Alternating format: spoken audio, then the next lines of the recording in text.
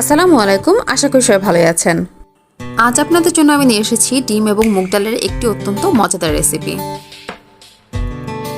প্রথমে আমাকে যেটা করতে হবে সেটা হচ্ছে ডিমগুলো সেদ্ধ করতে হবে।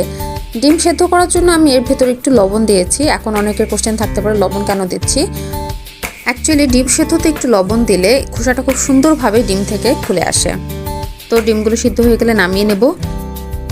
এবার আমি অন্য একটি পাত্রে মুগ ডাল নিয়ে নেব এবং এই মুগ ডালটা হালকা বাদামি করে সুন্দর করে ভেজে নেব। এই মুগ ডাল ভাজার প্রসেসটা আমি আমার অনেকগুলো রেসিপিতে বলেছি, তাই এখন আমি আবার রিপিট করছি না। মুগ ডাল ভেজে নেওয়ার পর এবার আমি এটা সেদ্ধ করে নেব এবং সেদ্ধটা আমি ফুল সেদ্ধ করব না, এটা 80%-এর মতো আমি সেদ্ধ করব।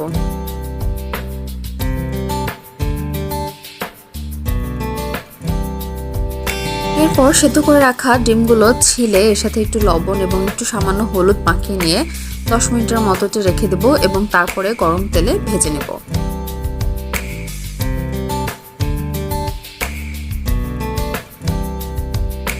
ডিম ভাজার সময় অবশ্যই এটা কন্টিনিউয়াসলি নাড়তে থাকতে হবে, কারণ ডিম একবার যদি রেখে দেন তাহলে এটা খুবই তাড়াতাড়ি ইজিলি পোড়া লেগে যায়, তাই এটা ভাজার সময় বারবার করে নাড়তে হবে।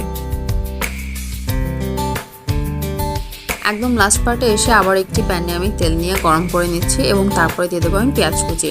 পেঁয়াজ কুচিটা একদম বাদামি রঙের করে আনা পর্যন্ত ভাজবো।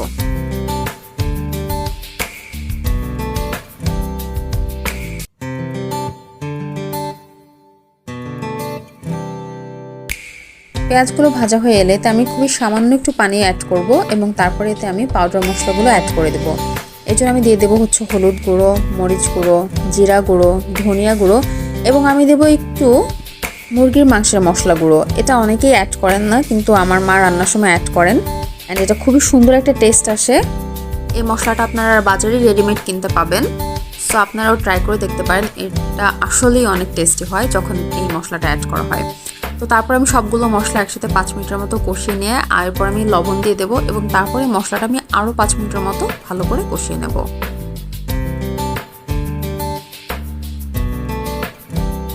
মশলা ভালোভাবে কষানো হয়ে গেলে এতে আমি দিয়ে দেবো সিদ্ধ করে রাখা ডালগুলো। মনে করে দিচ্ছি ডাল কিন্তু আমি 80%-এর মতো সিদ্ধ করেছিলাম, কারণ এই মশলার সাথে এখন আমি ডালে আরেকটু পানি অ্যাড করে দিয়ে এটাকে আমি আবার সিদ্ধ করব এবং মশলাটা ডালে খুব ভালোভাবে ঢোকার জন্য এটাকে তখন 80% সিদ্ধ করা হয়েছিল।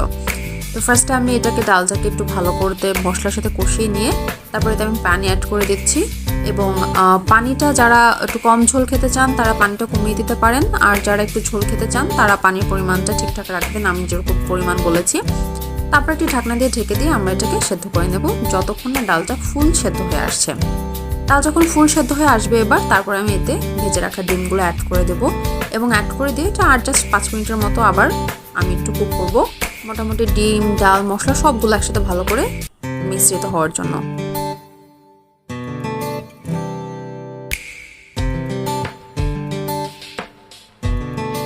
সো তৈরি হয়ে গেল আমাদের মজাদার মুগ ডাল দিয়ে ডিমের তরকারি। এটা অনেকেরই প্রিয় একটি খাবার। আশা করছি আপনাদের রেসিপিটি ভালো লেগেছে এবং আপনারা বাসায় অবশ্যই ট্রাই করে দেখবেন।